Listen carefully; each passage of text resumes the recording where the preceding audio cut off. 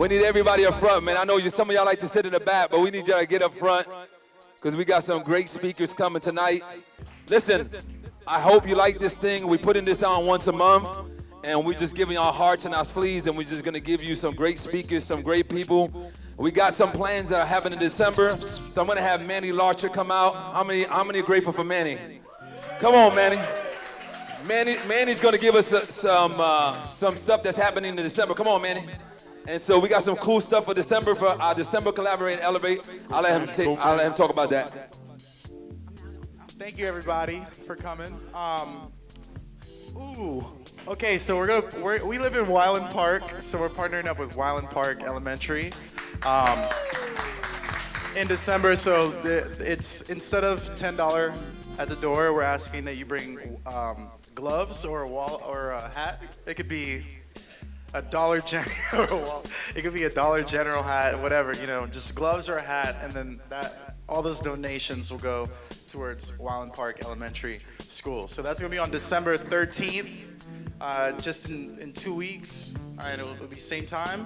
It's also just a big Christmas party, so we'll also be giving away prizes to anyone that wears the best sweater. So I see a few sweaters in here. Not if you want to wear it. Wear an ugly sweater. Win the contest. So we're going to have 3 winners. Who win? Come on, why you got to put people out there? Manny's saying people got ugly sweaters tonight. Forget he's done, man. We love Manny. Give Manny a clap. Give Manny a clap. I would never say that about nobody here. You all look beautiful. Manny's talking about somebody's going to win that tonight. I don't know what he's talking about. But December 13th, bring an ugly sweater. Come out. Have a party. It's just going to be a party time for us to get together. Is that cool? Cool? So let's give a clap to Achea and Adiya, and they're going to get at it. So let's... Hi, guys. Good evening. Glad that you guys are all here. This is I feel kind of awkward because I'm going to put Manny on blast because he didn't even tell us what we were going to be up here talking about tonight.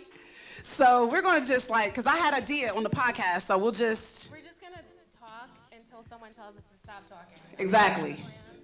Yeah, that's okay. So this is Adiya, and she's a friend. And also an entrepreneur who is killing the game right now. You're crushing it, 100%. You want to share with them tonight, what's going on with you?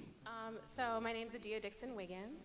I am an attorney. I was an international attorney, most recently at Wendy's. And in July, I left my decade-long career in the law to launch a company called Yubi Beauty. We make a cosmetic brush that I invented, built right here in Columbus using amazing, amazing teams of people, engineers, designers, marketing folks, models, right here in Columbus. And the brush is breaking records. It's my third baby, honestly. Yeah, I have one, and it actually, so I was I swore by the Beauty Blender. Until I met you and your product is amazing. Thank you. Mm-hmm. And it also, it just makes it look so natural. Thank you. Yeah. Thank you. See, look at this. I love this advertising here. The concept behind the brush, really, what I'm trying to do is, it's just a brush, and I get that, but what I'm trying to do is fundamentally change the relationship between the average woman and beauty. Make it no longer something that's unattainable, something that we have to chase, something that we have to get up at 4 a.m. To enjoy, but make it something that's part of our daily routine, because we all know self-care, self-love, the more you practice that, the better you are able to demonstrate love for others and be your fullest, best version. So that's the vision. That's amazing. And I love the fact too that you're taking a holistic approach to the cosmetic industry, which we know can be pretty superficial in this day and age, especially in the world of social media. I mean, there's so much pressure, and a lot of our even younger girls are just obsessing over how they look before they go to school in the morning, even as young as middle school, which for me, I wasn't even allowed to wear makeup, no, right? I wasn't either. Nope. So I love the fact that you're taking that approach with the beauty industry. I think that it's necessary. And what do you think, what was your biggest obstacle like while you were, deciding whether or not to launch out, and like you had your day job, right? Like, what was your biggest obstacle, you think? I think I was my own biggest obstacle, frankly. So to go from a position of relative certainty and comfort, stability, I've got 2 kids and a husband who's right there. Hey, baby. But 2 kids, a house, you've got obligations, and all of these sort of adulting that you're supposed to do doesn't really lend itself to jumping off a cliff effectively and starting something that's incredibly uncertain. Yeah. Like I said, I had amazing people who were helping me out to build the product and get it out there, but it was, oddly enough, it was this sort of self-doubt that was my biggest obstacle. So pushing through those days when I thought, what am I doing? Why am I doing this? Why am I giving up? And seeing what the end goal was really essential. So what was it that led you past that self-doubt? Like, because, there's this quote that says, like, everything that you've ever wanted is on the other side of fear, right? So what was it that kind of got you past, like, that fear, that self-doubt? I think I have a long-winded answer to that, but I also have a very specific example. So I'll give you long-winded first, because I'm good at that. The long-winded answer is my training as an attorney made me an excellent advocate for other people. I get very passionately behind other people and what they need to overcome to achieve whatever their goals are. But it also, I think, for any attorneys in the room, we are typically our own worst advocates. For me, changing my mindset and recognizing that what I was doing was not for me, that it was for this higher purpose, to demonstrate something to my children, to my community, to be an example for anyone of any color, of any age, who has a dream and wants to pursue something. And then finally, for my customers who really need this, recognizing that what I was doing was not for me, but for all of those people, is what helped me push past all of this sort of, internal insecurities. The specific example that I have is something that I actually posted on my Instagram, and I talk about it all the time because it was one of the best days that I had in this last sort of year and a half of building this business. I received a DM from a customer who placed an order. Our fulfillment currently is out of my house, so it's lightning fast. Orders come in, we fill them immediately. So I had a customer who placed an order on a Tuesday, received it on a Wednesday, and sent me a note and said, wow, I can't believe I just ordered this yesterday and I have it in my hand now.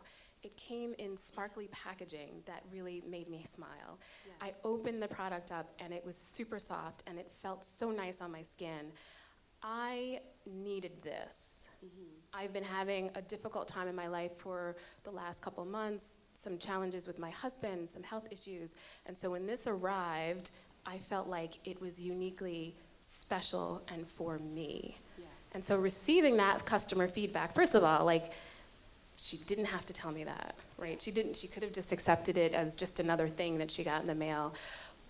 But I recognized through that, one, that every little action that you take to make someone else's day better actually matters, whether they give you the feedback or not. Yeah. But two, I had a greater capacity to affect positive change in the lives of others through this business than I did through practicing law or pretty much anything else I've ever done. So. Yeah. That's amazing. And one of the things that you just said that kind of stood out to me, it was, you didn't kind of draw attention so much to this point, but you had talked about like being a product or a brand for every color, every woman. We are living in such a volatile time, in particular for women, and also in particular for the minority population.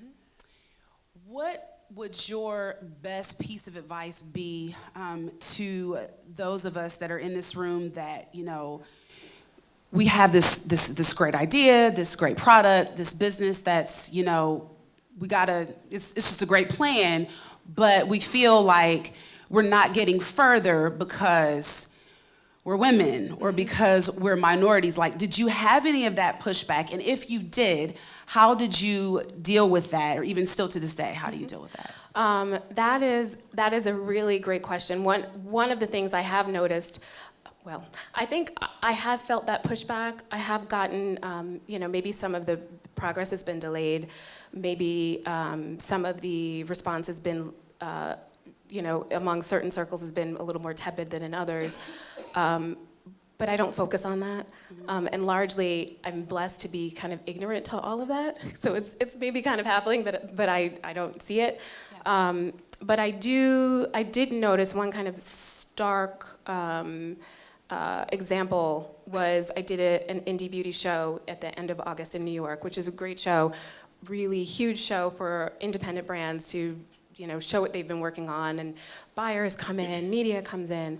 And of a show of approximately 400 different brands, there were 4 or 5 that were founded by women of color.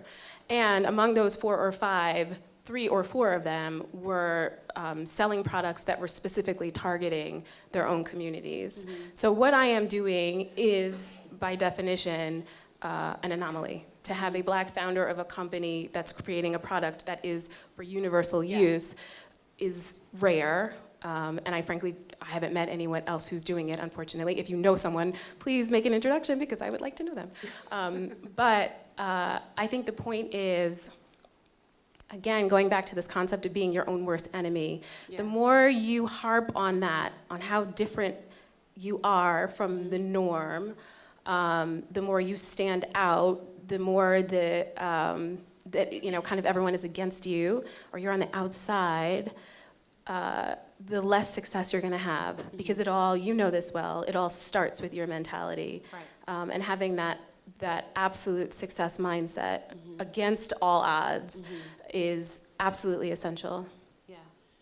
Well, I think that that's wonderful, and I just want to say congratulations to you. Thank you. On your success, and I wish the absolute most success to Thank you and the future of your product. Thank you. Is there anything else that you want to leave with these individuals tonight?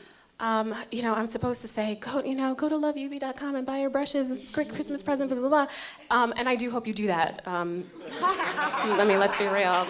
My husband's looking at me right now like, could you please sell the product? But what I think my biggest takeaway beyond, because I do believe you all will buy them, but the biggest takeaway really is that there is nothing that is impossible. And we go back to this question of what about all the, what about how you are not, you didn't say it this way, but I am not a typical beauty founder. I didn't go to design school. I didn't work for Estee Lauder for, many decades.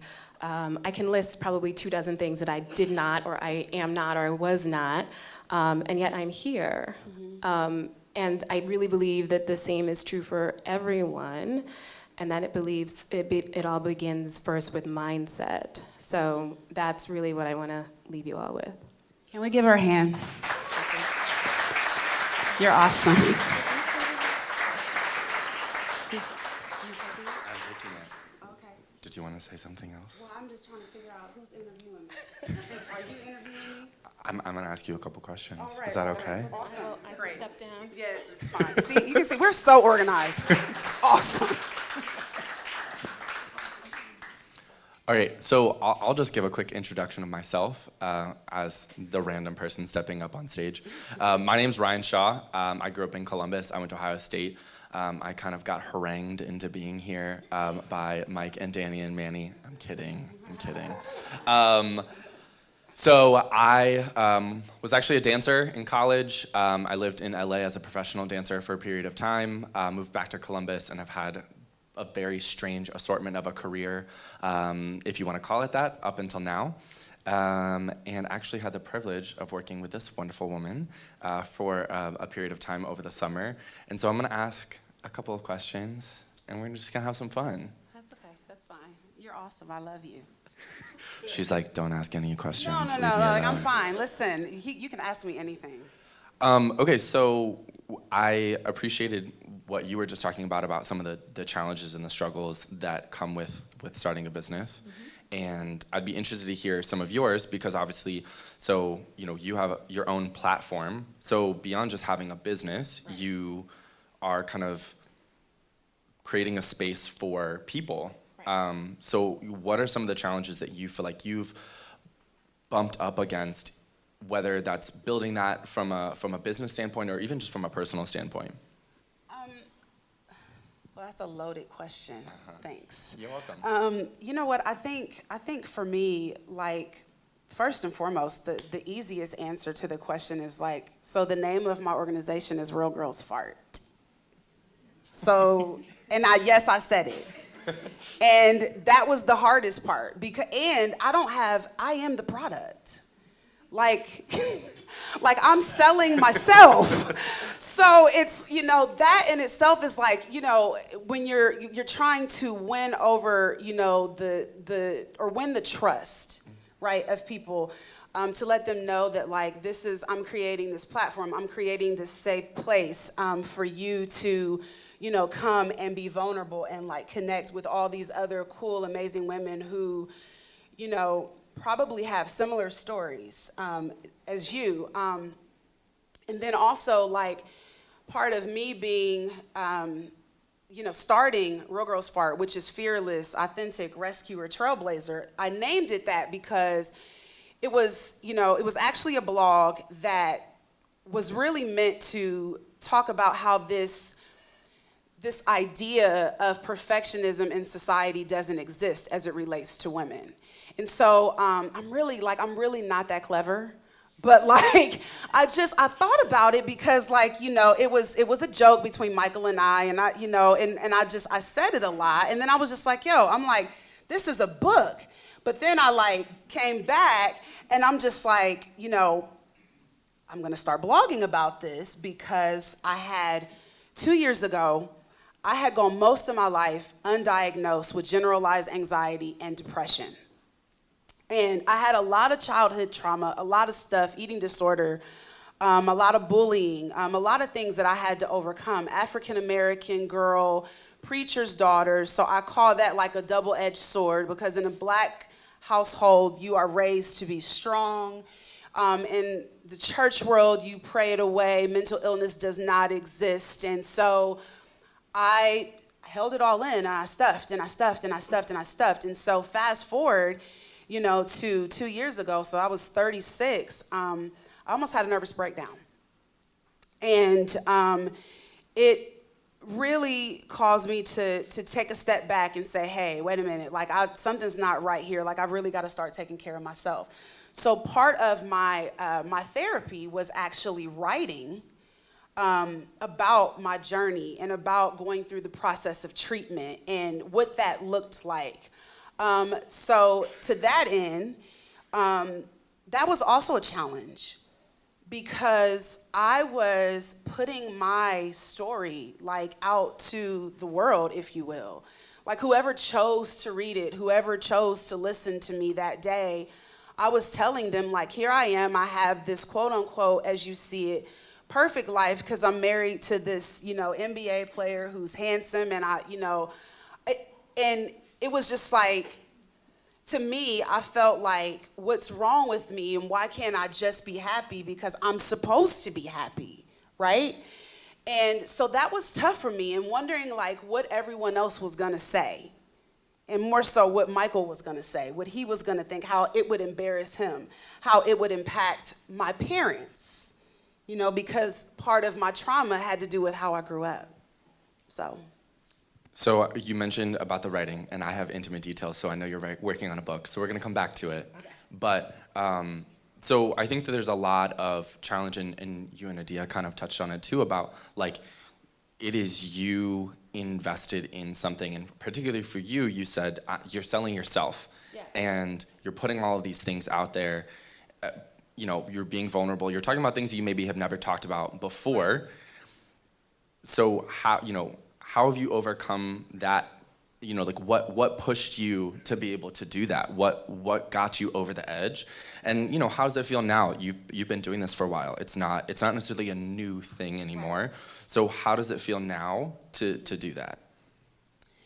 I think what pushed me over the edge is that I really just got sick and tired of being tired. I hated I hated just how much what was going on with me was ruining like relationships, and how I wasn't able to focus, and how I wasn't able to kind of start something and then finish it or see it through, because I was always so fearful and anxious that it wouldn't work out. And then I also didn't love myself or believe in myself enough to, one, think that I could do it, and two, believe that I actually deserved to succeed. And so, I overcame it because I went and I got help. Seriously. I went to, a lot of us, we think that, you go to therapy and talk to people when you're in crisis. And I used to think that, and so that's why I was perpetuating this whole cycle, right? Because I would go to therapy, everything would be good, and then I'd be like, okay, I'm canceling, I don't need to see you anymore, everything's great. And then, a month later, crap would hit the fan, and my world in my mind was over, and then I would be like, oh my God, I've got to call my therapist, and so I'm freaking out. Right? And then I go back to therapy, but I had to kind of see it through, and be patient and be kind to myself. And I think now, me looking at myself now, where I started to where I am, because I am nowhere near the woman who I aspire to be.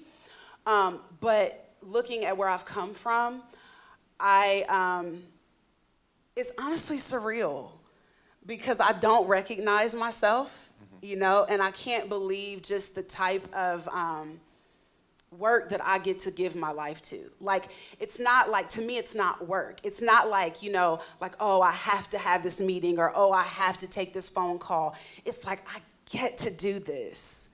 So, yeah. So for those of you who haven't gotten to read anything that Achea has put out or been a part of Real Girls Fart, it doesn't, what she's saying is entirely true. So we got to see it and hear directly from people who have reached out and said, this changed my day, my week, my month, my life. And I think it's incredibly powerful that you overcame that moment in yourself, to be able to do that for other people. I read a lot of Brené Brown in college, and Brené Brown had a really famous TED Talk about the power of vulnerability. If you haven't seen it, I highly recommend you go and watch it. But her book, Daring Greatly, talks a lot about what you just said, about this whole idea of not being enough, or not deserving, or not, whatever it is, not enough, that we kind of build up particularly in American culture. Yeah. And the fact that you kind of navigated your way through that on your own, but also with the support of other people around you, to then overcome that and do something really, really great for other people is fantastic. Thank you. Yeah. Thank you. So I want to hear about the book. I want to know. The people want to know. We all want to know what's going on with the book. Tell me more. It is finally finished. All right. I just about 2.5 weeks ago handed in the manuscript to the publishing company that I'm working with, and just I'm with bated breath right now, just waiting for her to hopefully not send me any more things that need to be edited, because that was hellish. Okay. That was hard. Actually, what anyone, and I say this, you can sit there and you can write a book, because when you write it, you just go. You just start writing, and you're free with it. The editing process, that is the most grueling process that I have ever been through in my life. Because I am a recovering perfectionist. And yeah, I'm recovering, not recovered. So it is a process, but also just the fact that this is me. And this is my story. And so hopefully this book I hope so, is gonna like way outlive me, right? And so this is what I am contributing to the world. And so I want it to be the most clear it can be. I want people to, when they read it, to not only understand me and understand my journey, but also be able to apply it to their life as well. And, you know, the one thing I will say, like, about vulnerability, and even us as entrepreneurs, like, people don't care how much you know until they know how much you care. And I don't care if you're selling tacos or if you're selling shirts or if you're selling beauty products. The bottom line is that your IQ is not what is gonna make you successful. What makes you successful is your emotional intelligence. Your ability to be able to look at someone in the eyes, face to face, turn to them and actually be invested in what they're saying to you, not looking over their shoulder waiting for the next important person to come in. And also not waiting in the conversation for them to say something about how you're going to benefit, but approaching your relationships and your conversations with them. How can I serve you? How can we do this? You know, no man is an island, right? We all need each other, and we all have something beautiful to contribute to the world. So if I had to leave anything, I don't know if you're finished, sorry, Ryan. But if I guess I'm done. No. But anyway, if I had to leave one final thing with you guys, is I would just say to you, make sure that you invest in learning how, first of all, invest in yourself. If you don't believe in what you have to offer to this world, no one else is gonna believe. So believe in yourself. And then number 2, really commit yourself to being able to connect with other people and really be interested, invested in who they are and how you can serve them. Literally not what they can do for you, but what you can do for them. And I think that if you want positive people around you and you want to attract positive energy, you have to bring that energy to the table yourself, because you will attract what you are and who you are. Should I drop the mic for you? All right, yeah, I have nothing else to say. There's no follow-up to that. So we're gonna go ahead and just take a quick 5-minute break. No, we're not gonna take a quick 5-minute break. No, we're not. We're ready. Okay. Danny and Sam, come on up. I'm gonna say no break. Is that okay? Thank you. Live your best life. Do whatever you want. Come on, Sam. I'm gonna say no break for this, because the time is running out, and we have Sam here, and then I want Adiya and Achea to stay close, because again, we're gonna shoot from the hip. Is that okay? That's how we do it at the Wave. That's okay with everybody? What we're gonna do is we're gonna do a panel with the 3 wonderful women that are here, because I'm sure some of you have some questions for them, and I want you to be able to ask that. Is that cool? Is that cool with everybody? So I'm gonna shut up, tell them your story, tell them who you are, and then I'll chime in from time to time. Okay. Hello, thank you for having me here. Thank you for having me here. My name's Samantha Werner, Sam, and I really love health. I'm pretty obsessed with it. And I think if I could summarize everything, my goal is to make natural health solutions accessible. And by accessible, I think simple, low risk, affordable, effective, and oftentimes the people who are in healthcare positions don't know about those things for a variety of reasons. So I've had a lot of people who have believed in me and a lot of people who have been great mentors, and some of them have been just fascinating hippie herbalists, yogis, chiropractors, naturopaths, health store, food owners. So I've been brainwashed probably from the age of 10 on. And at that time, my father was, he had gone to a naturopathic physician and came home with all these bottles, like homeopathic remedies and cell salts, and I was like, what is this mess? And his prescription was to not eat meat, wheat, or dairy, which was absurd to a child who would eat like the whole steak by herself. I was like, this is a mess. And then I got really curious, and so people just kept feeding me breadcrumbs, and I've been hooked ever since. That's amazing. Yeah. So I love her story because every time we have talked, you said it started with your dad. You know what I mean? I know a little bit about your dad. I know a little bit about the past history and what's happening with. What launched you into doing the business that you do from that time? So that little girl that's 10 years old to the woman now that's leading your business, what was that connection? Well, I'm pretty fresh in the business scene. I still have a day job, and I would like to make this my full-time gig. My business is consulting, education, adventure. Still kind of figuring out what that means. I do teach women's health classes. I have consulted with a handful of clients, but I need a life. Like, I need a house and a car and all of those things that I'm sure you all want too, and I want to make it a successful venture because since I care, I want to be able to keep caring in a way that gives me the most freedom to share that message with people. So I just need to be successful so I can share what I love and help as many people as possible. That's amazing. And this mindset of a side hustle, right? And so I love that she says she has a job. I'm going to say that again. She has a job. I got to say that loud for people in the camera. She has a job. And I think a lot of times what was that transition like? Because I know, hey, I want to do this really bad, but I know I have to still pay bills. Because I think especially in the young entrepreneurship world, a lot of folks is just like, and they come to myself and Mike, and John has seen this, you guys get to hear from John, like, I'm going to be this entrepreneur, and I'm going to go take over the world. And I'm like, dude, how you pay your car? How do you pay your house? And they're like, I don't know, but I have this great idea. You know what I mean? And so what made you like think of, I have this great idea, but I also need a stable job? I mean, because in the person of the entrepreneurship, and especially in Columbus, that's not there. A lot of folks should just jump head in. What is keeping you from jumping head in and being careful with that? You know what I mean? What that looks like? I feel the pressure to be an adult.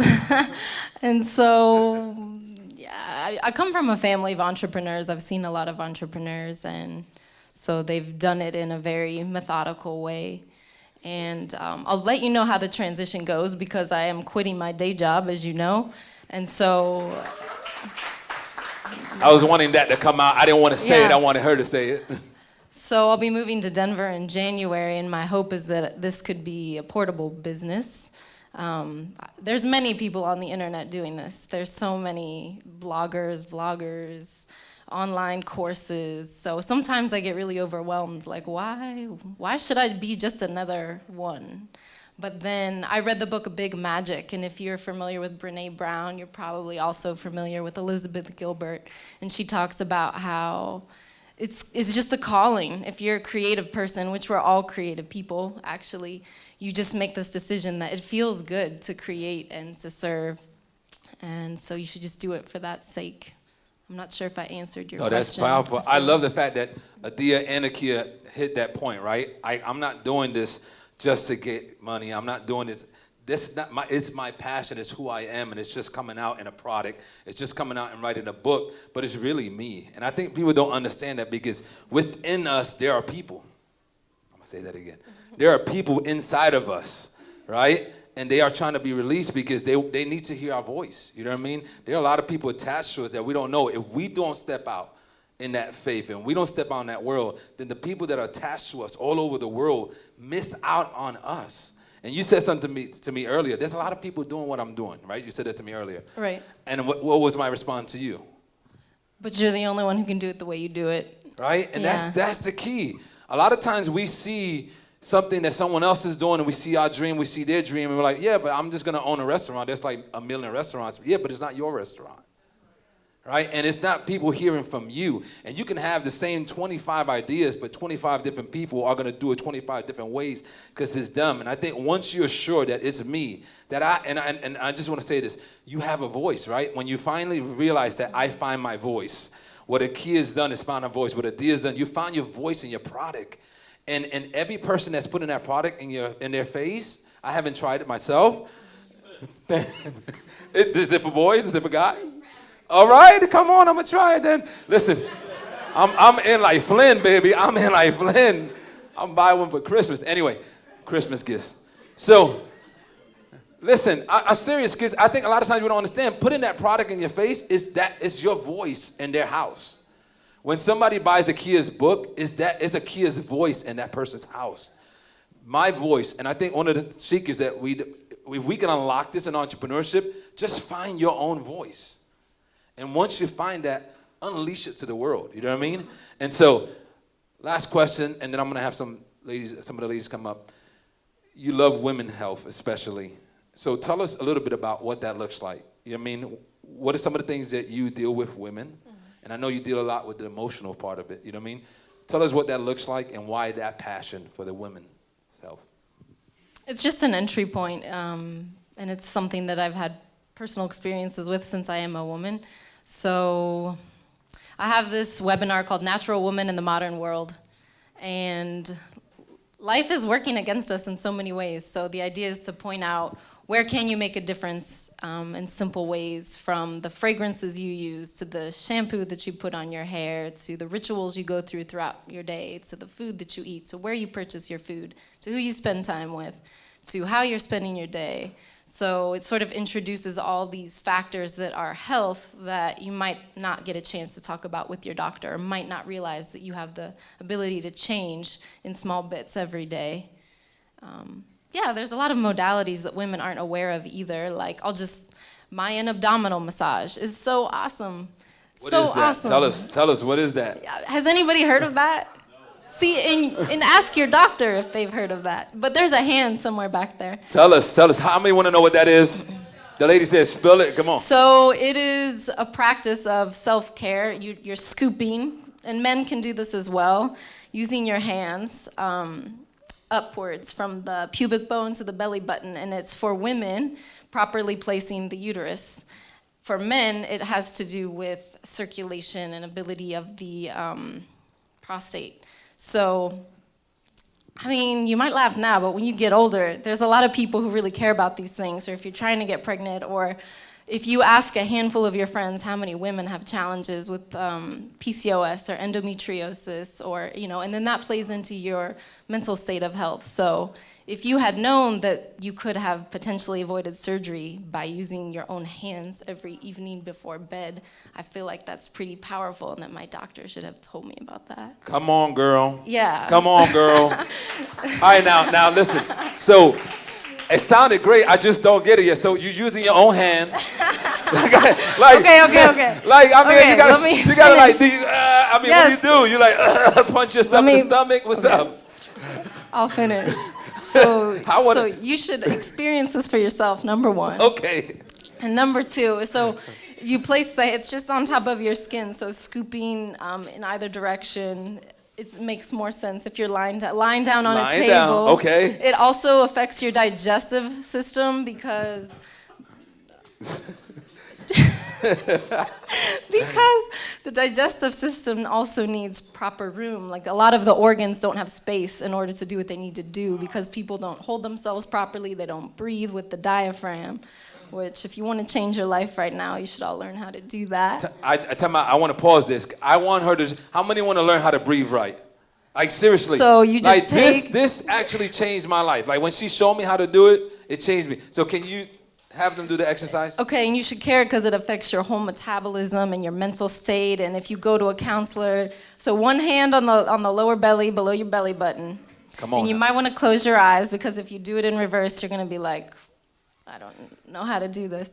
Close your eyes. Try to just lift and lower your abdomen. Like raising, making like a little kid. Like, you make your belly as fat as you can, and then you make yourself as skinny as you can. Okay, now inhale and exhale through your nose. If you've ever taken a yoga class, your yoga teacher will say, oh, your nose, it's a natural filter, it warms the air, it's filtering toxins, blah, blah, blah. So now you want to inhale through your nose while you also make your belly really fat like a balloon. And try to hear the sound of your breath. And then when you exhale through your nose, you press the belly button to the spine using your muscles. So, is that like a brain switch for some people? Because 8 out of 10 people breathe solely with the chest, which means that you live in a state of constant fight or flight. Anyways, I'm gonna make a video on this stuff. There's other speakers, so this is what I like. I like That's educating amazing, people. right? Come on. Testing 1, 2. Am I there? Okay. I know we have some questions, so we got the ladies up here. How many? Personally, like I said, I'm motivated. I've always been in everything I've ever done, through college, law school, my time living in Japan. I've been motivated by this desire to connect with people and to serve, which is a common thread, I think, among women on this panel. But also, personally, deep down, this desire for growth. And I think we all have that desire, whether that desire leads us to new careers or to build products or to write books or move to Denver and save the world through health, or just, or smaller and less obvious changes. I think we all have that deep down inside. And so once you feel that push to grow and the direction is obvious, it's almost impossible to hold yourself back without actually getting sick. So personally, that's what motivated me. I'm excited to hear what you have to say. So I think y'all can hear me, right? All right. They need. Oh, sorry. Okay. I'm gonna go. Obviously, you probably know by just hearing me up here that I'm a pretty introspective, deep kind of person. So I'm about to answer your question really, really in a deep way. So just flow with me here. Since I was a little girl, I've always been very justice driven. There's just this moral compass inside of me that when I saw something or someone being mistreated or something that wasn't right in my world, there was this thing in me that just wanted to make it right. And my father, he taught me a lot of Black history growing up. And one of the women that I really resonated with was Harriet Tubman. And I was telling my husband this last night because I have this shirt that I was going to wear tonight that it said "We Out," and then it had Harriet Tubman. And I really, really loved the shirt because I loved her and with her life. And for me, it was almost that's how I saw myself. That's how I still see myself. So I would do this for free. Leanne back there in the red jacket, she plans all of my events. And when we first came together, she had to make me charge people $5 because I would do this for free. Because for me, giving a voice to people who don't have a voice yet or who haven't found theirs and kind of making their world right, that's what got me up. That's what keeps me up at night, and that's what wakes me up in the morning. And it's just that fire in my soul to just want to make this world right. And so whether or not I ever get paid for it or not, I would literally not worry about the 100 that don't get the real girl's fart to save the one who does. So. Sam, you want to answer that? You are truly a preacher's daughter. Got him. That's awesome. I love it. I love the conviction and humility from both of you. And I hope that in 20 or 30 years I can look back and have such insights to share. I don't know if that's a compliment or not. I think you're taking this the wrong way, Achea. So good. So good. Was that the shaded? That was the most direct shade I've received in my entire life. That's so. Okay, I get it. That's fine. Got it. My goodness. Woo. All right. Who else has a question? Raise your hands. Raise your hands, please. I need you to raise your hands. Yes. Hey everyone. So each of you, Akia's still recovering. So each of you are incredibly capable on your own, but how do you know like when to start a team? And what do you look for in team members? Are they like complementary to your skill set? Are they totally different? Like, can you tell me about that? Great question. Well, you are hitting on a very sore subject for me, so thank you very much. I think when you are raised as a strong, independent woman, you get a phenomenal education. You start a career that's, focused on being independent and serving others.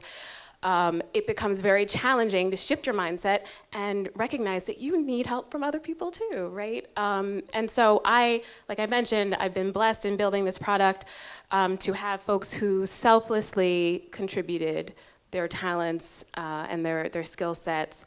But it has been very hard for me to accept help. And that's this relates back to what were the biggest challenges, sort of getting out of my own way. I mentioned things like packaging design. I designed my own packaging. I had no business designing my own packaging. It worked out, but I did it because I wanted control over it. Some of the marketing I wanted control over. And so now I'm at a point, we have gotten a lot of kind of national attention. We were named one of Time Magazine's 50 Best Inventions of the Year. And so now all eyes are on the business. Thank you. All eyes are on the business, and it's time to staff up. So if anyone is looking for a job, come see me, and I pretty much need everyone. So that's a really good question, because building a team and surrounding yourself with the right people, although they're two slightly different topics, both very, very important. I think right now, the sort of biggest team support that I have is my husband, who is woefully underpaid. But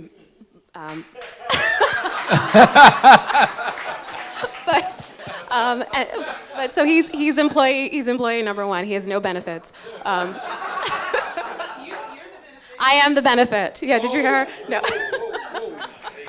Woo! No, but no, I'm sorry, not to ramble on and on, but that's an excellent question, that, building a team, finding the people to support you is critical, and if anyone has a better answer, I am open. I don't have any answers. But quickly, just this past year, I realized that I met two people who shared a similar vision. And the previous year, I had begun my website. And once I met them and we started talking, things moved so quickly. Yeah, I would love to help people get more connected with their bodies in a way that gets them in touch with that intelligence.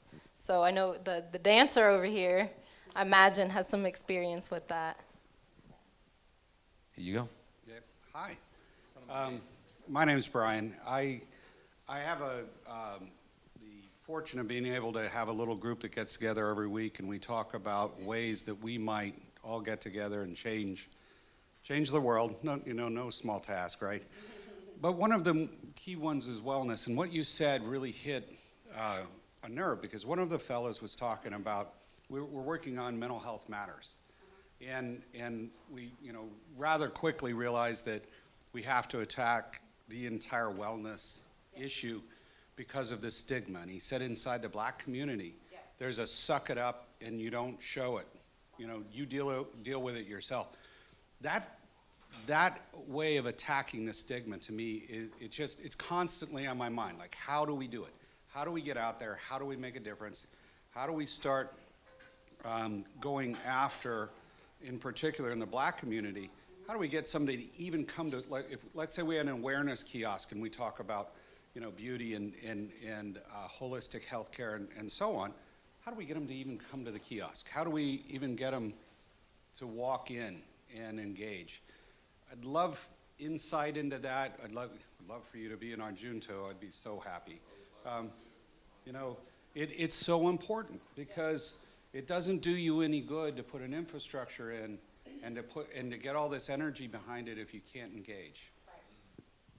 I want to let Achea answer this, but I heard you say you can ask me. So there's a lot of folks in the audience too that are passionate about this. So I'm gonna let them talk, and then I'm gonna introduce you, and then you can answer that too. So Achea, you want to handle that first? Sure. I was just, I want to say a couple things. First of all, thank you for all the work that you are doing and for all the thought that you are putting into trying to do this. Believe it or not, like, in my opinion, that's one of the ways to really starting to try to get in front of this epidemic, because it is a huge crisis in our country right now.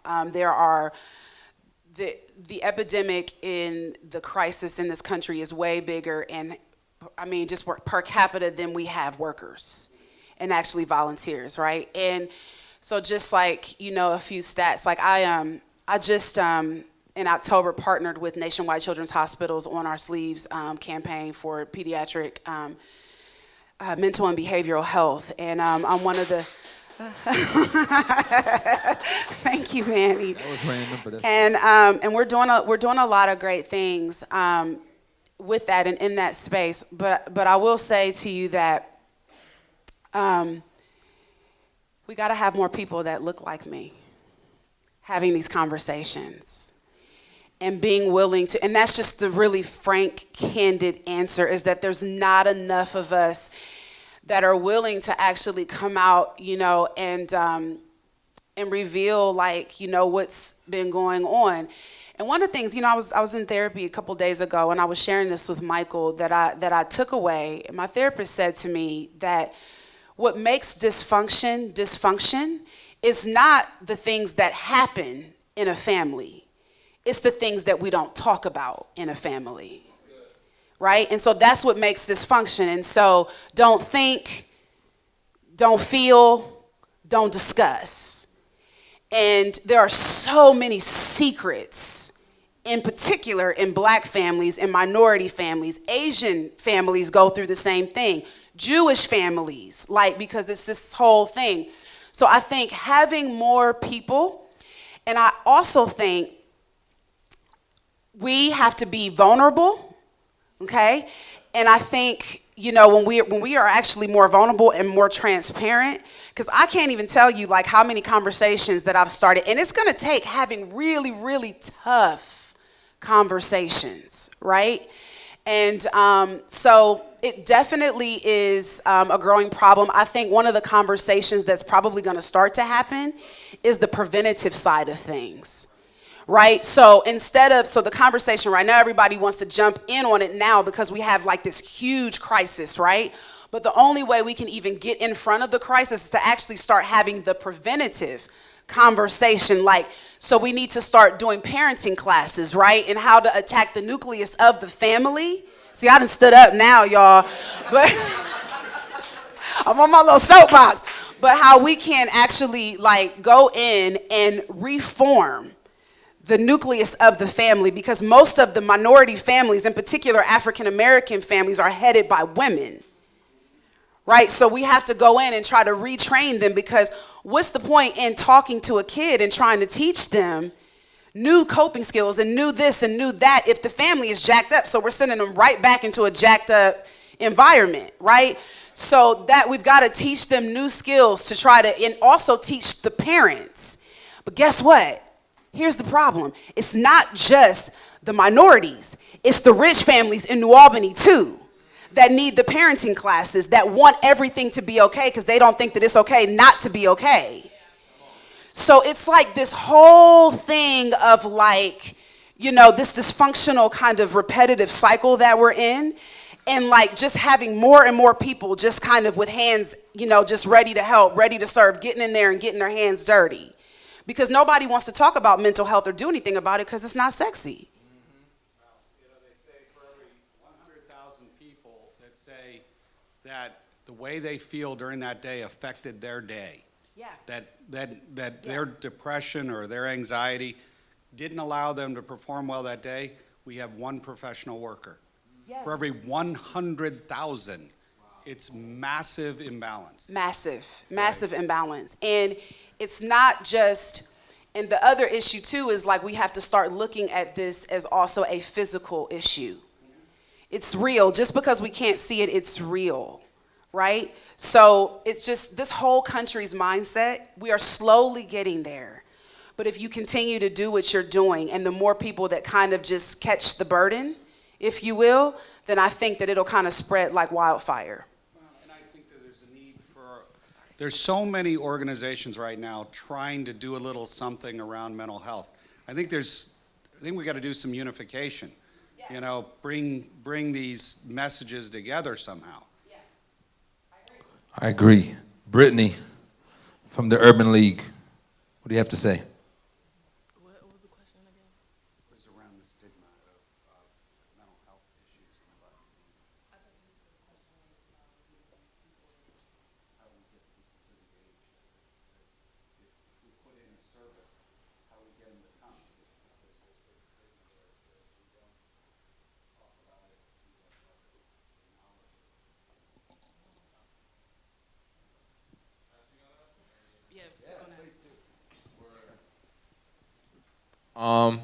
Within the past couple years, I've stepped into the world of mindfulness and learned a lot about just being able to maintain like a healthy diet, physical regimen, and like focused mind. And prior to that, well, I had like constant depression and anxiety, panic attacks, and stuff like that. And a lot of this was due to just really like a lot of lack in the understanding of what you put in yourself has a lot to do with like how you feel. And I feel like, I mean, I don't know the answer, but I think a progressive solution to being able to like target these families or target, you know, the Black community for having these imbalances is maybe just being able to root the actual problem in itself and like you said, like creating consistent counseling with this or creating some type of service that is advertised through the news or media outlet that is able to be like here, like just with what you're saying, like a service for your clients. Like I'm thinking like, I mean, people really need like yearly plans for being able to follow through with being able to come back to having conscious health. So I don't know if that speaks to that. I love that.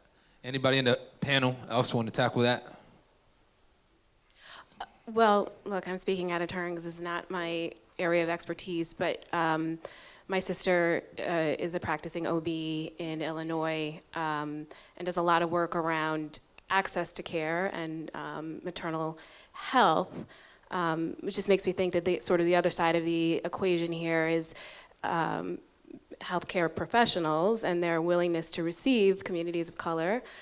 We talk about access, you know, the sort of 1 to 100,000, I can't remember the exact figure. But when you sort of look at practitioners of color who may be the key to paving the way to, you know, making it more normal to receive care, my sense is, maybe you can speak to this, that there are even fewer psychiatrists, psychologists of color there to support communities like this. Well, and then there's not, you know, it doesn't make any money. I mean, that's the sad truth. Come on. You know what I mean? Like, and if you think about it, and this is why I said to you, the question that I had posed to you about this being like a volatile climate right now, a lot of the policies are not written in favor of supporting minorities through these situations. It's mental health, the crisis in the minority communities is affecting everything, you know, and it just doesn't, and it doesn't make money. And that's why Nationwide Children's has been, you know, the CEO was just like looked at crazy because they're like, how in the world are you gonna sink this kind of money into mental health care, behavioral health care, when it doesn't make money? And he looked at them and he says, I don't care if it doesn't make money. He says, because when he has to walk through the emergency department and see these children who have tried to kill themselves because of an undiagnosed mental illness, or in particular, these girls who are suffering, like who look like skin and bones because they're suffering, because in their brain they are scared to eat. Like to see that and So it's just, it's the whole thing about it doesn't make the hospitals money. You know what I mean? There's just not a lot of support in the insurance industry for it. Like we're gonna cover this amount or that amount and then that's it. And then you have to go to the providers that we select. And if we don't like that provider or we don't choose to work with that provider, and what if you like them? So, and then, it's just, and in the minority communities, they just don't have great health care. Wow. Thank you. It's a big topic to cover, and we're gonna do one Collaborate and Elevate just on that topic because it's a strong topic. How many agree with that? Right? Do one whole topic on that, right? So we're gonna put that in the docket for next year. I got one more question. Does somebody have one more question for the panel? Just one more. Anybody? Yes. All right. Not to just keep it on the topic, but kind of around it. I hear that we're talking a lot about mental health and how you have to wake up every day and deal with these type of things. My question to y'all is, I know we all have days that aren't the best days, and we always have rough days where we have to work through them because you still have these goals in mind, you still have these things that you have to do. So my question is, what do y'all do for self-love or self-care for those moments? Yeah. Yeah, I dance. That's really it. I really love Woo! to dance. I like that answer. And so to segue from the previous comment, I was thinking, like, why invest in people who can't give anything to you? Like, the thing is, everyone has light inside of them. So I feel that light the most when I'm on the dance floor. And I've been involved in the underground hip-hop dance scene in Columbus. Uh-oh. Put some music on. Let's see that. I just want to ask if you've ever seen a dance cipher. So if you've seen like the Step Up movies, right? This is a real thing. So when I'm in the midst of a dance cipher, like the whole point is about keeping the energy up. Like if somebody steps out, you have to step in because you don't want that moment to stop. Can we have another Collaborate and Elevate just on that? Yes. Yes. No, and we're going to see you dance. I've written a lot about it. There's a lot to say because just want to say hip-hop is like the corporate bureaucracy. Like at the time I was having the most difficulty with that world, I was working in anesthesiology research at OSU, and it just made my heart hurt to see like, this is hard, like I don't have a voice, there's all these unspoken rules, all I want to do is like succeed and help people, and that's not happening here. Okay, so there's a lot to say about that, but anyways, the reason to, I think, give to others is to help bring out that light, because everyone deserves and should be able to feel vital.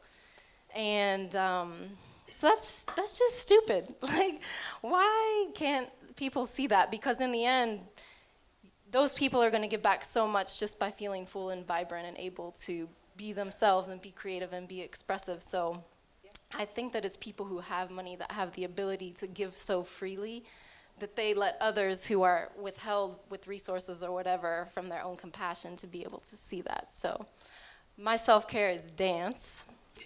And if you ever want to do that with me, let me know.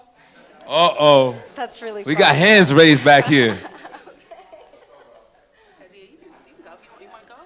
Sure. Before I talk about my self-care, I just want to give a shout out to Brittany because everyone needs to know her. Because Brittany actually taught me how to sell at trade shows. So I just wanted to publicly acknowledge her for being the queen that she is. She's amazing. Self-care. So I have a 4-year-old daughter. And if you watch my Instagram stories, she makes fairly regular appearances because what we do is when Daddy says it's time to go to bed, she sneaks into my bedroom and we watch YouTube videos and we play with makeup. That's what we do. There's glitter that happens, there's fake eyelashes stuck to foreheads, and a lot of weird hairstyles, but it's a way that I get to practice and spend time with my daughter and really live in this spirit of community that is created through beauty and pass that along to her.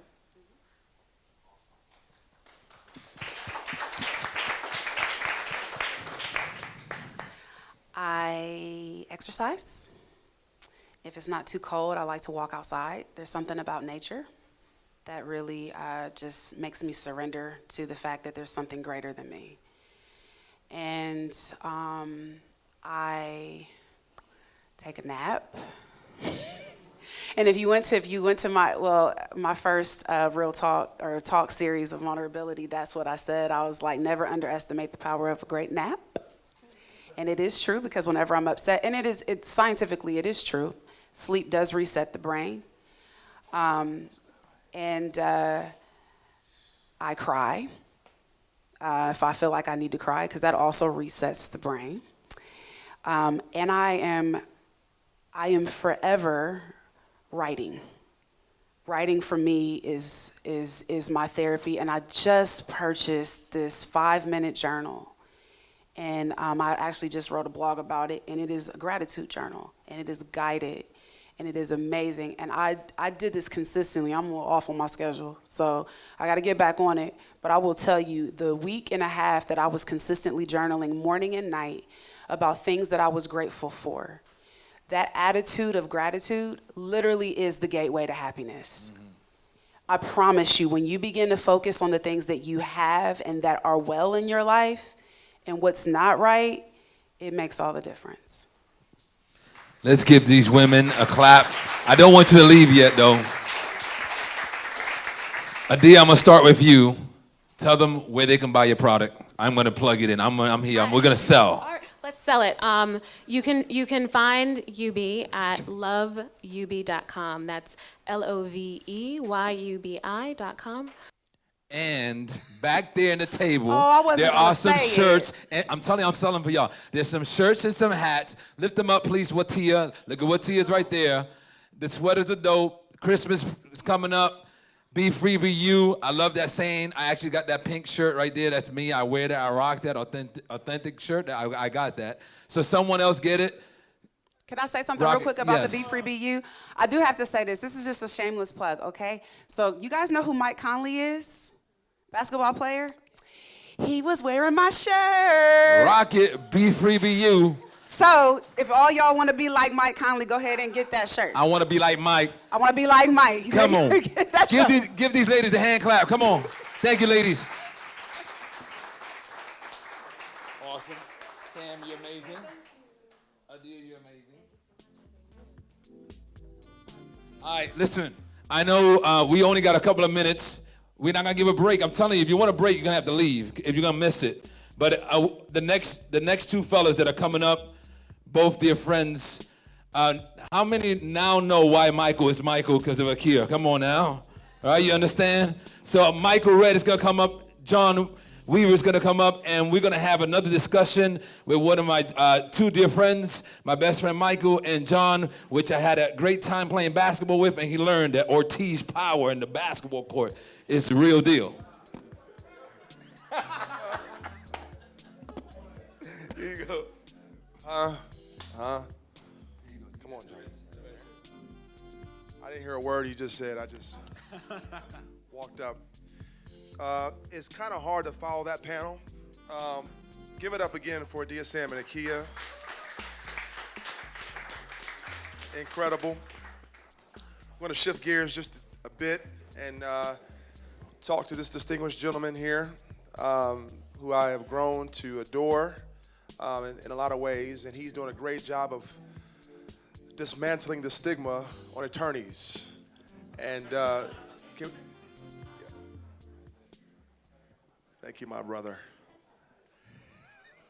No, he's doing a great job of really smashing the stigma of attorneys. And I have grown to be fond of him, and more than anything, he's a great family man.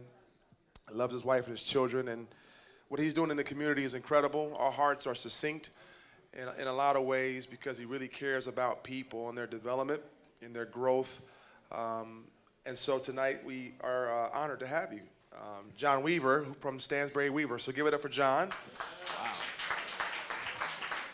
Thank you. It's the truth. Oh, that's really loud. Sorry. It's the truth, man. I haven't held a microphone since my wedding, so I'm not sure what to do with it. There's totally a distinction with him and his firm compared to a number of firms I've worked with over the years, and just proud of what he's doing. I'll let him share a little bit about his background and his story in a few, but most of you, if not all of you, don't know this, but he's an incredible basketball player as well. We played a couple weeks ago at my house, and he was dropping bombs and just scoring and just doing his thing. So we had a wonderful time with him. And John, just share with us, man, we had coffee yesterday and talked, and we've been talking for the last few months about your story, your passion, and just kind of go from there. Yeah, thank you. I've never been introduced like that. I love it, thank you. Yeah, so what I do as an attorney is I work exclusively with entrepreneurs. Yep. And I help passionate people achieve their goals and solve problems. I realized pretty early on I wasn't necessarily gonna invent the next big thing or solve the world's biggest problem or tackle mental health or inequality or any of these things. But what I could do was learn the rules of the system and help people who wanted to do those things on their journey. And so I've been doing that for a few years, and it gives me energy every day to see people who believe in changing the way that women think about beauty and daily routine, or change the way that we use our health and our body to achieve well-being. Thanks, Danny. And just to be able to tag along on the ride with all these people who are passionate and are doing great things is it's incredible. Contrary to how people see attorneys, this man actually has a heart. Sorry, it's him, not me. We got incredible attorneys in the building as well, and you know who you are. So what made you, or what drove you to have this passion to help people? Let's start there first. So my whole life, since I was 8, 9 years old, I wanted to be a teacher. And I went and started working at summer camps when I was 14, went and got a degree in special education. I went and I taught at a preschool for kids with autism. And by lunchtime, my first day as a teacher, I said, ooh, I do not want to do this.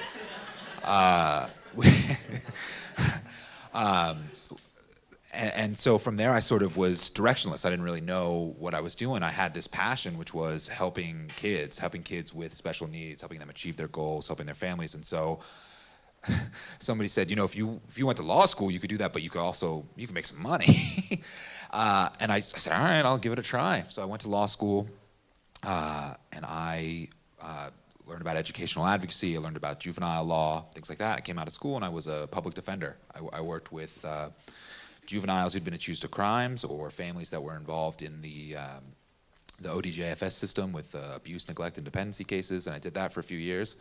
And then I was lucky enough to have kids. And my wife said, you cannot do that work anymore, because when you are a trial attorney, that is all you do. You can't be a dad, you can't be a husband, you are focused solely on someone's freedom. And so she kind of had that talk with me and said, you can do that, or you can have a family, but you can't do both. And so I ended up partnering up with my business partner, Mark, and he was working with entrepreneurs, and I said, all right, we'll figure it out. And I was able to finally, I think for the first time since I realized I didn't want to be a teacher, I was able to find something that got me out of bed in the morning feeling ready to go. And it was the way that the people in this room, the way that the entrepreneurs in this city are passionate about solving problems, about changing the world. And so it took a long time to get there, but once I did and I saw that energy and I saw that.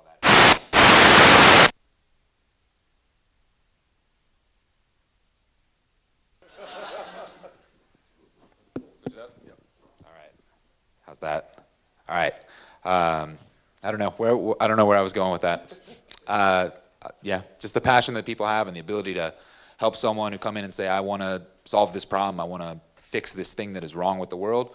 And I can say, well, great, I can help you do that. It lets me kind of tag along while they're doing great stuff. One of the themes of the firm is that you don't have a legal problem, you have a business problem. And so not only do they help from a legality standpoint with your company or your startup, but they help with strategic planning. And I think that's incredible. And I'll ask this, me and Danny and the WIC family, we see a number of startups, and we help counsel and mentor a lot of startups and young entrepreneurs. In your opinion, because you see a lot of them as well, what are some of the biggest challenges of a startup? One of the big questions as well is, when do I get an attorney? So we'll tackle those two things and we'll go deeper. Right away. That should be the first thing. I would say get an attorney and then come up with a name in that order every time. No, entrepreneurship and especially building a startup, it's about putting a team together. We talked about team building earlier. And when you start out, your team is not your employees. You're not building a team internally, but you're surrounding yourself with advisors, with people you trust. And it's investors, it's accountants, it's attorneys. It should be attorneys. Because you're right, that's what we say. You don't have legal problems, you have business problems. And there's legal solutions to them, and that just means it's gonna cost a lot of money. And then there's business solutions, or there's business opportunities. And so if you have someone on your team who knows how the system works, who's done that before, who's seen companies fail, companies succeed, you have the ability to look at a problem and shift your perspective a little bit and say, this is an opportunity. This is somewhere where my business can differentiate itself. We can get out ahead of something, and rather than being reactive, we can be proactive. That's outstanding. We run into a number of companies who have done things loosely. How vital is it to have things line upon line, precept upon precept? How important is that as you begin to start your business? Because there's so many companies that we've run into that have done things or taken on this adventure, but they don't have the fundamental, foundational things in place, which can be crippling and damaging later on as you continue to grow. And that's foundational. That's the right word. If you view your company or if you view your startup as a house, you know the first thing you need is that foundation. And if you don't have that right, at some point something is going to happen and the house is going to fall down. And maybe not. Maybe you're the lucky few who can get through and don't need to worry about doing it right from the start. But that's the problem that we are trying to solve at Stansbury Weaver is how do you help people build that foundation when everyone thinks, oh, it's going to be too expensive to do it right. So the traditional model of working with an attorney or working with a lot of service providers is the billable hour. You call them up and they do some work for you and then you get a bill 90 days later and it says, point 1, attention to phone call. Point 2, drafting documents. You're running a timer and you're charging people based on how much time you do. And what we realized was that creates misaligned incentives because if my job is to track every second that I'm talking to you and then charge you for it, your job becomes to use me as little as possible. And so then instead of someone who's on your team, someone who's an advisor, someone who's a part, is pulling along with you, I'm the guy that sends you a bill every few days whenever you call or text and ask for the help that you need. And so we looked at that and said, if we're going to tell people we want to be on the team, we want to be a trusted advisor, we want to be thinking about strategy and big picture stuff, we got to stop punishing them for using us. And so we do. Say that again. Yeah, we got to stop punishing people for using us, right? You can't. Entrepreneurship is anxiety. It's risk. It is all these things. And we're saying, oh, hey, we know how to deal with that. We know what scary things are out there. But every time you call us, we're going to send you a bill. Right? And so we came up with a subscription model, right? A way to say, you call us as much as you need. You email us as much as you want. We trust that you're busy. If you're an entrepreneur, you don't have time to call me up and chat for an hour about what you saw on TV last night. You're running a company. So you're going to call me when you need me, and you're not going to call me when you don't. And so that's what we're trying to do is kind of shift away from that old-fashioned model of, oh, I'm the best, I'm so smart, my time is worth X dollars an hour, and say, we want to be here for you, and here's how we do it.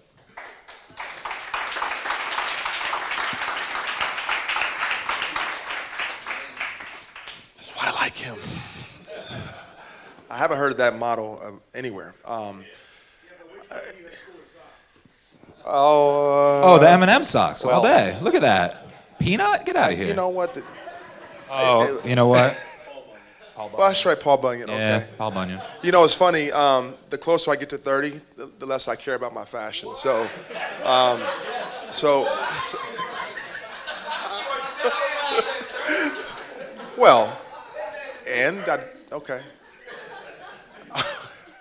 I'm going to make this a little interactive. We got a few moments with this great man. Any questions from the audience about business? Let's start there. Go ahead, sir. All right, so you don't bill by the hour. Some kind of subscription thing, how does that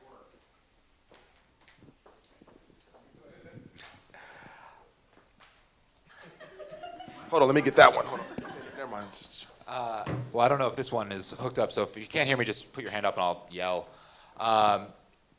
It works with getting to know the entrepreneur in the business, because every company's needs are different. Some companies have a lot of contracts, and so they need you to review 10 contracts a month. Some companies have no contracts, which you're not doing it right. You should have some. Some people have employees. You're in manufacturing, so you have people working online. You got people in fulfillment. You're doing all this stuff, so you need a lot of HR. And so what we want to do is we want to develop that trust and spend that time to get to know that company, so we can say to you, sounds like your legal needs are X, Y, and Z. Here's how we can meet them. And then the other part of how we do it is we start with a really important question. What's your budget for legal? You got a budget for marketing, you got a budget for HR, you got a budget for all these other things. Most people come in and they go, well, it's $0. Then I hope nothing bad ever happens to you. You gotta look at it as insurance. And if you're gonna spend that money up front protecting this thing that you're building and growing, you can save yourself a lot of money in the long run. So we try to educate people on the idea of have a budget, figure out what % of your revenue or your projections that is, and then figure out how to allocate that best, depending on what you need. Or was it more of a question of like, we take credit cards, I guess, is how we do it, right? You got it right the first time. Okay. My name's Jake. This is my first time here, and this is pretty amazing stuff. Hey guys. I was curious as how long you've been doing this for, and also if you've seen any difference from when you were at a law firm and how your clients, the retention rate, how that all works with having something like a subscription model. Do you see them the longevity of the relationship longer than what you see now at law firms? So I'll say this, that we don't know the answer to that question yet, right? That's there's a lot of talk about disruption and things like that, and it can be cliched, but we're kind of trying to disrupt this industry and do it in a different way. So far, the people that we have on this plan, they like it. They love the way that we're meeting people where they are. And so, if your need is just to have someone you can jump on Slack with and ask a couple questions with, we're there for it. If your need is lots of document production and research, we're there for it. So we're betting, we're taking that risk that is going to be a better model. But what we got tired of was people resenting us when they got the bill. And we just realized that's because of the system we set up. We get to decide how our business works, and we weren't happy with it, so we're giving it a shot, and we think it's going to lead to long-term relationships that are based on trust, that are based on strategy, not based on putting out fires. Hi, my name is Cassie, and I recently founded a local news media startup, and we are nonprofit, and I'm just curious whether you can work with nonprofits, or is the law too different that you're only working with for-profit entities? Yeah, that's a great question. No, the law is the same. The difference is the way that you're taxed or not taxed. And in fact, I think a lot of nonprofits get into trouble because they think we can't act the way that a for-profit business would act. All that's changed is the bottom line. All that's changed is the goal or the mission. But even then, I think a lot of for-profit businesses, you see B Corps, you see social enterprises. There's a lot of people out there realizing that entrepreneurship and business can be a force for positive change. And luckily, the law, the framework exists, and it treats both the same. So it's definitely something that we work with. We try to do lower subscription rates because we understand that there's a charitable mission at the heart of it. But yeah, happy to talk about it off camera. I'm sure you had to redirect organizations from dipping into the for-profit when they really are a nonprofit. Talk about that. We actually more so we do it the other way. Okay. A lot of people come in and they'll say, I want to start a business that does X, and then I need a nonprofit arm so that I can donate stuff. And I will say, no, you don't need to have a nonprofit. You don't need to go through the process of getting a 501c3 exemption and dealing with the IRS on that. Number one, if you're the only shareholder, you don't have any rights, you don't have any obligations to maximize profit for people. You get to do whatever you want with that money. And if you're going to have partners, if you're going to have investors, be upfront with them right from the start. We're a company that does X, and we're going to give 10% of our profits away every year, no matter what. Okay, now everyone knows what they're getting into. And you don't have to deal with, worry about that stuff.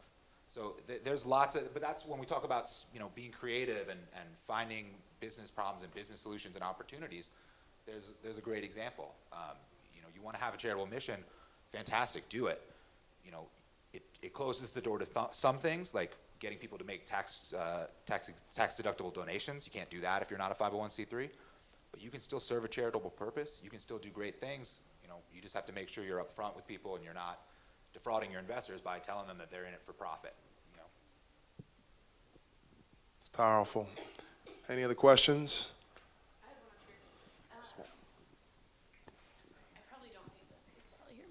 Hey, I'm Erin. So do you have your own entrepreneurial ambitions outside of this firm? Like a specific business that you would want to work on?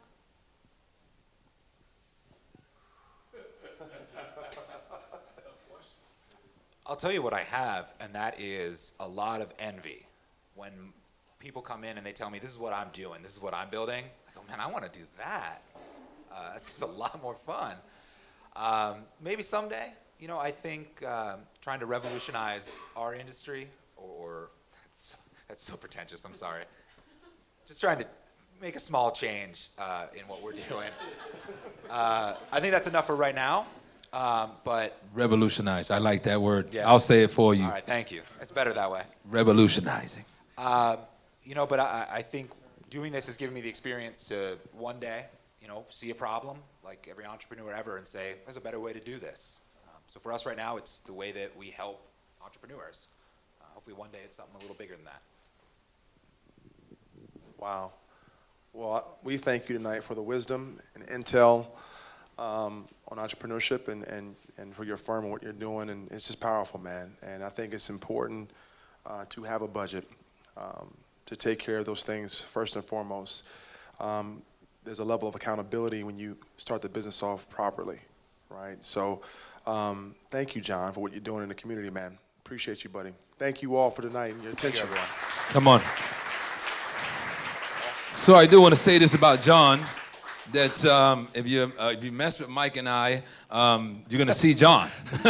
So we're going to put our money where our mouth is, and we believe in what they're doing, Mike and I, and so we're going to partner up with him also. And so we're not just bringing him here to say he's, look what he's doing. We really believe in what he's doing. Mike and I constantly talk about this. So if you mess with us, we're going to stick John on you, just letting you know. So thank you, guys. And then real quick, we're going to close out the night. I got 2 free hats here. Pretty cool. Real Girls Forest hat. So the first person that raised their hand and tell me what tell me what you got out of tonight is going to get the hat. So who wants to tell me what they got out of tonight? Raise your hand. Yes. That's really good. So which one do you want? You want the gray one or the black one? All right. You got the black one. This is yours. All right. Anybody else? Somebody, real quick. What you got out of tonight? There's a lot of great speakers. Somebody got something out of it. Anybody? Yes.